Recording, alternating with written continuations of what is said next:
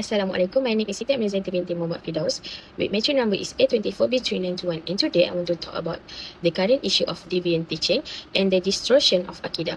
We refer to the spread of misleading religious idea among Muslims where certain individual or group falsely claim revelation or spiritual authority, misuse Islam terms and symbol to appear legitimate, reject core obligations such as prayer, and use social media as the main platform to influence and mislead Muslim with religious knowledge. Therefore, let us take a deeper look into this issue.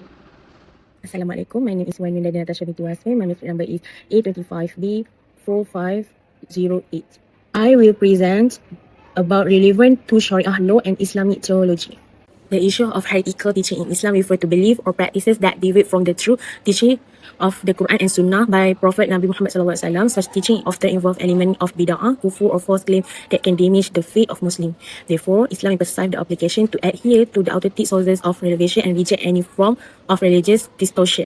From a Sharia perspective, heretical teaching are associated with outset such as Rida and heresy because they threaten the main objective of the Maqasid Sharia, especially the preservation of religion. If ad-din is this teaching are allowed to continue, they can threaten the unity of the Ummah and cause confusion among the Muslim community.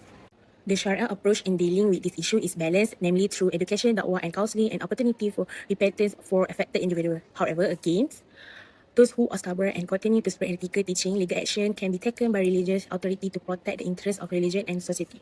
In conclusion, the handling of the heretical teaching aims to ensure that the purity of faith, social harmony and unity of the Ummah continue to be maintained in line with true Islamic principle. That's all from me. Thank you. Assalamualaikum. My name is ARISYA binti RODZI.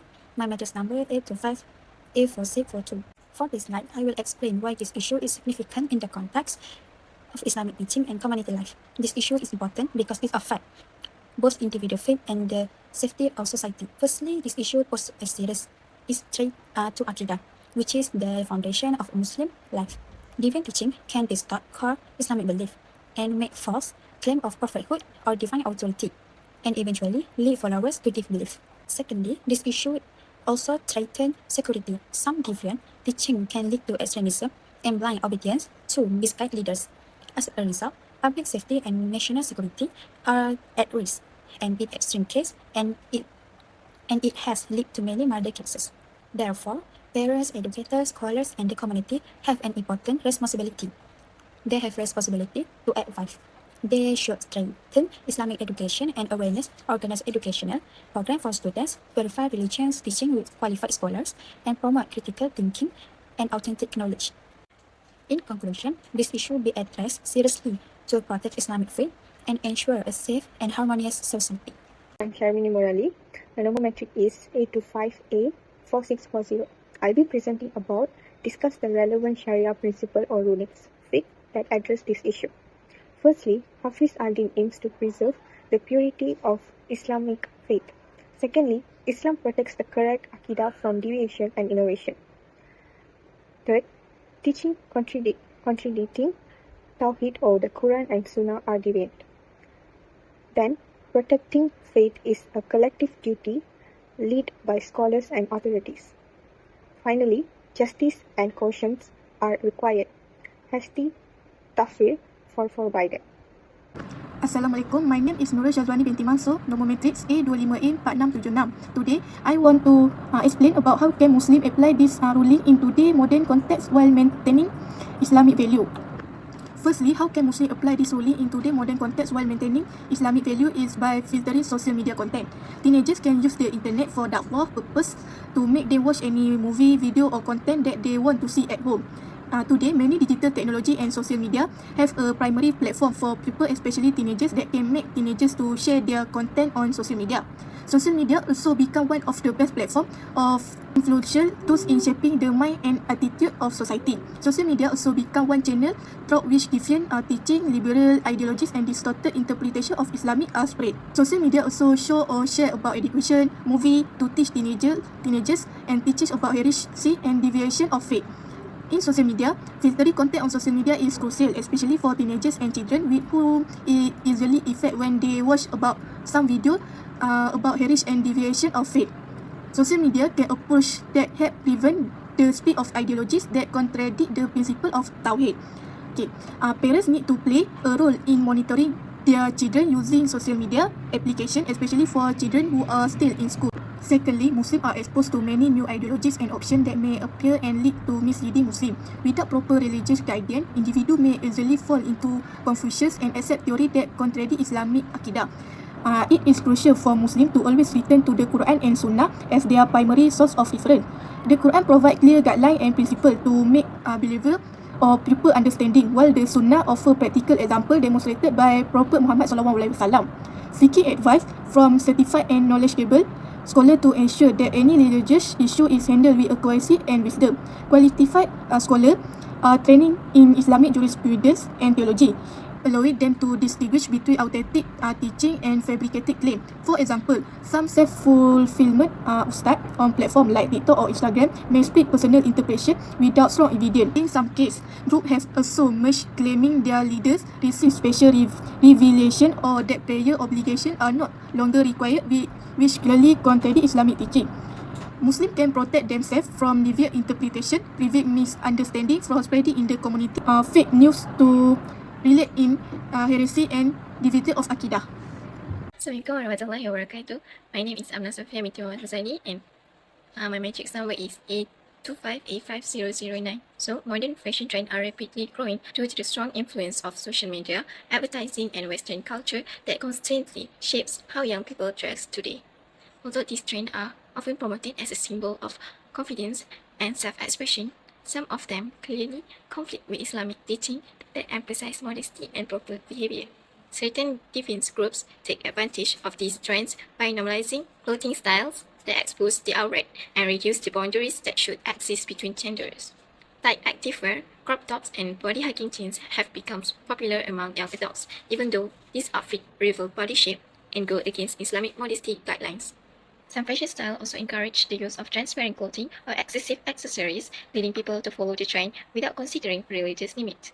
When these trends become widespread, they slowly weaken the community's moral sensitivity and make immodest dressing appear more acceptable over time. Therefore, Muslims are encouraged to choose clothing that is loose, non-transparent, and respectful of Islamic values, so they can still enjoy modern fashion without compromising their religious identity. Assalamualaikum, my name is AZWARINA binti ABDULLAH. My matrix number is A25A4817. Applying Sharia to address deviant teachings and distortions, Islamic off-grid Aqidah in multicultural society presents several challenges. First, there is ambiguity defining deviance. From an Islamic theological perspective, deviation is identified when beliefs contradict foundational doctrines such as Tawhid and prophethood.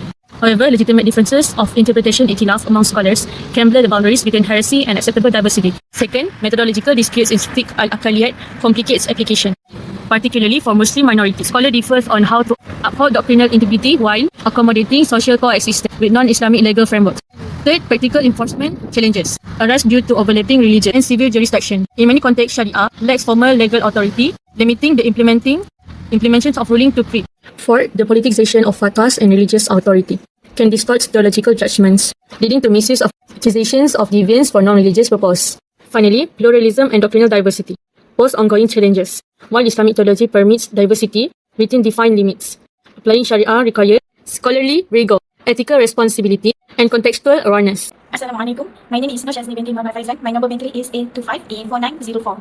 Today I will explain the concept of deviant teachings in Islam based on several Islamic scholars. First, according to Sulaiman bin Ibrahim in 2002, deviant teachings are defined as al-ta'adil al-dallah, which refers to teachings that divide from the true foundations of Islam. This division can occur in several aspects, including belief or aqidah, rituals or ibadah, and morality or akhlaq.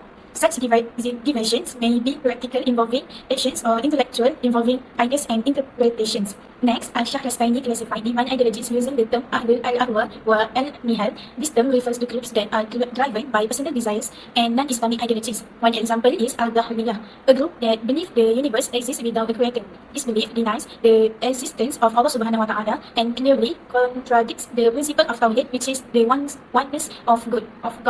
Moving on, the concept of Dalal or deviation, Engku Ahmad Zaki in 2007 explained that even a small deviation is still considered a deviation from Islam. Minor errors, if ignored, can eventually lead to greater misguidance. Similarly, Sheikh Ahmad stated that Dalal include both intentional and unintentional deviation. Any belief or action that strays from Allah's guidance threatens the purity of Islamic faith. In addition, Al-Hamshari and his colleagues in 1997 define Dalal as dividing from the straight path set by Allah. They emphasize that Islam is the religion of truth for all mankind and that devotion mainly concerns faith, not only religious practice. Assalamualaikum warahmatullahi wabarakatuh. My name is NURFAKHIRAH binti HASSAN, matrix number A25A4616. Today I will present the differing scholarly opinions on this matter. Third, Engku Ahmad Zakri. Definition: teachings claiming to be Islamic but contradict Quran, Sunnah and Aqidah. Opposite As-Sunnah wal Jama'ah. Assessment must be based on primary Islamic source and scholarly processes, not on claims or appearance. Role of Aqidah. Core of faith, deviation is serious misguidance affecting individuals and society.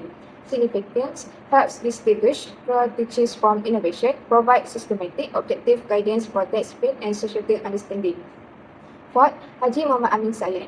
Definition: teachings claim as Islamic but contradict Quran, Hadith, Ijma' or Qiyas. Propagation can be spread secretly or openly. Assessment must refer to primary source of Islamic law to discuss unique from distorted teachings. Role of scholars and community: protect belief, prevent misguidance, ensure Islamic practice remain authentic. Hi, Assalamualaikum. My name is ANNISA binti Muhammad ZURAILI. My matric number is A25B4482. I would like to present about the purpose a practical solution or approach to resolving issue based on Islamic principle.